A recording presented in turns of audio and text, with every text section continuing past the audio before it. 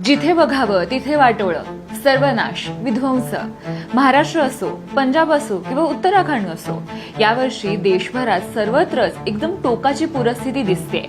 September 2025 मध्ये याच पूरस्थितीमुळे उत्तराखंडमध्ये 13 जणांचा मृत्यू झाला तर 500 जणांना रेस्क्यू करण्यात आलं. दुसरीकडे पंजाबमध्ये 30 ते 55 मृत्यू झालेत आणि या पूरस्थितीमुळे 3.5 लाख लोकांवर परिणाम झालाय. हिमाचलमध्ये लँडस्लाइड्स आणि ढगफुटी तर सतत होते. गेल्या कित्येक वर्षात इतका भयंकर पाऊस आणि पूर न पाहिल्याची चर्चा आहे.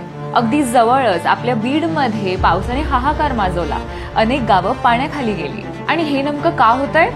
हवामान बदल आपल्या सगळ्यांना माहिती आहे. दरवर्षी प्रत्येक ऋतू तीव्र होतोय. सेंटर फॉर सायन्स अँड ॲडव्हान्समेंटच्या अहवालानुसार गेल्या वर्षात म्हणजे 2024 मध्ये जानेवारी ते सप्टेंबर मधल्या 274 दिवसांपैकी 955 दिवसांमध्ये टोकाच्या हवामानाची परिस्थिती दिसली.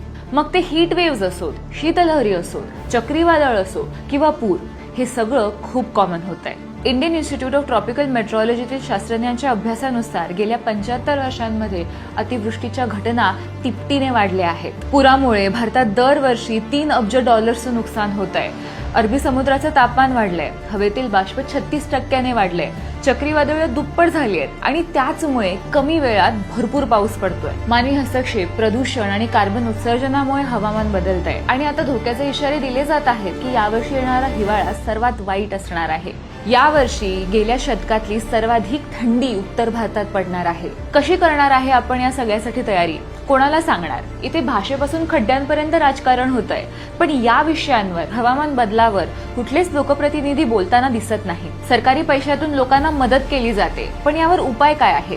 प्रदूषण कमी करण्यासाठी काय केलं जात आहे?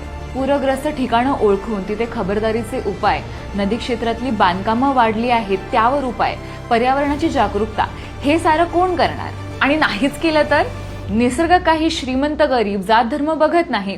विनाश तर सगळ्यांचाच अटळ असेल.